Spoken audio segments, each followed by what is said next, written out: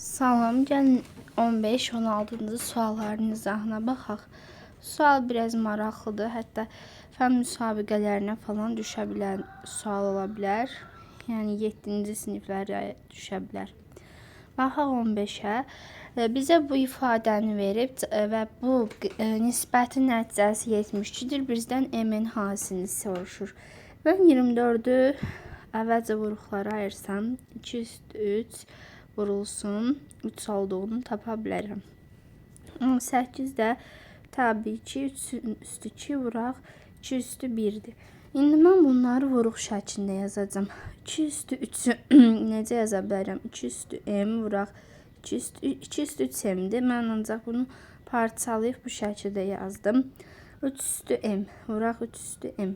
Çünki belə daha rahat görünür. 18 üstü n-i də yazacağım 3 üstü n vuraq 3 üstü n. Əslində 3 üstü 2 n-i də bilirik. Ancaq parçalayıram və 2 üstü n. Bunu bölürük nəyə? 16. 16 nədir? 2 üstü 4. 2 üstü 4 n-dir. Amma mən bunu yazıram. 2 üstü n vuraq 2 üstü n. 2 üstü n vuraq 2 üstü n. Sonra baxırıq nə var? 9 üstü m. 9 bilirik ki 3-ün kvadratıdır. 9 da yazıram. 9 üstü m. 3 üstü m vuraq 3 üstü m. 3 üstü 2 m-dir də zaten. Baxın, ifadə budur. Nəticəmiz 72. Hələ ki 72-yə baxmıram. Baxıram 3 üstü m-lərdən biri getdi. 2 üstü n-dən də biri getdi. İndi mənim ifadəm nə qaldı? 2 üstü m vuraq 2 üstü m vuraq 2 üstü m vuraq 3 üstü n vuraq 3 üstü n. Nisbət nəyə? 2 üstü n 2 üstü n 2 üstü n vurulsun 3 üstü m. İndi 2'nin kubudur da görürük ki 2 üstü 3 m-dir. Düzdürmü? Bu da nədir? 3 üstü 2 n-dir. Nədir? 2 üstü 3 n-dir. Bu da 3 üstü m-dir.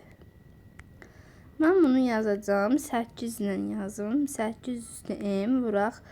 3 üstü 2 də 9'dur. 9 üstü n bölünsün. Oda ki bunu saxlayaq. Çünki 3'də əsasımız. Burada mən yaza bilərəm bu şəkildə. Baxırıq ki, baxın, əsaslar eynidir. Əsaslar eynidirsə bölmə mənni yaza bilərik ki, 8 üstü m çıxan n bölmədə çıxırıq.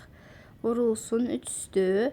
Yenə əsaslar eynidirsə qüvvətləri çıxa bilirik. 2 üstü n çıxaq m. Budur, düzdürmü? Bu nəyə bərabər idi? 72-yə. İndi bunu yenə yazıram olduğu kimi. 72-ni yazacağım. Əslində 2 üstü 3 vuraq 9. 2 üstü 3 də 8 kimi verdiyimə görə artıq mən bunu birbaşa 8 üstü 1 vuraq 3 üstü 2 yazacağım. Yəni bir də 8-i 2-yə çevirməkdənsə belə yaza bilərik də. Burada nə alırıq ki, m çıxaq n 1-dir. 2n çıxaq m də 2-dir. Tərəf-tərəfə toplasaq m-lər gedəcək.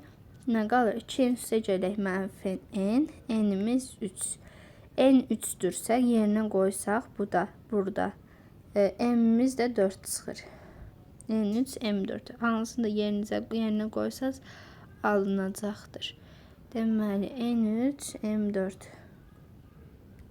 N3, M4 çıxdı. Bizdə nəyi soruşurdu? Bizdən M-in hasilini soruşurdu. M-in hasilini də tapmaq üçün M-i vuracağıq N-ə. O da eləyəcək 3 vurulsun 4. Cavab 12. Bu sual əslində qarışıq görünür, amma elə də qarışıq bir sual deyil. Həlli bu şəkildədir. Yəni mən addım-addım yazdım deyə belə uzun görünür əslində. 16-da baxaq. Deyir, funksiyaların kəsişmə nöqtələrinin ordinatları hasili. Əgər kəsişirsə, biz bunları bərabər götürə bilərik. Aha. Bunu yazacağım ki, x kvadratı çıxılsın. 4x çıxaq 8. Çıxaq 3x də gələk 20 bərabərdir 0-a. X kvadratı çıxaq 7x də gələk 12 0. Aha, x1 İndi cəmi 7 eləsin, hasili 12 eləsin. 4 və 3. Düzdürmü? 4 və 3 eləyir. Və deyir ki, ordinatları hasilini tapın. Ordinat. İndi x1 budur, x2 budur. Yerinə qoysaq ordinat çıxacaq. Y-in qiymətini qoyaq. Birində -8 çıxır. 4 qoysaq, 3 qoysaq -11. Görək o birisində də ödəyirmi? 16 çıxaq, 16. Onsuz bu iki nöqtədə hansını yerinə qoysaq ki, qiyməti neynə alınacaq? Baxın, 4 qoyaq indi burada. 16 çıxaq, 16 çıxaq, 8, 0 çıxaq, 8, -8. Y, yəni burada Y. Burada Y yazım. Y2, Y1. Aha. 4 qoyduq, 3 qoyaq, 9 çıxaq, 12, -3, -3-də 8, -11. Aha, qiymətlərim bunlardır. Ordinatlarının hasilini istəyir. Hasil tapanı da əlbəttə ki, vuracaq da. Mənfi, müsbət 88 eləməlidir cavab. Və bugün 15 və 16-cı sualların izahını verdim. Məncə 15-ci sual daha çox maraqlıydı. Ümid edirəm ki, sizin üçün faydalı oldu. Buradan da bu da 16-cı sualımızın həlli idi. İstəsəniz həllini götürə bilərsiniz. Və bu dərslik bu qədər.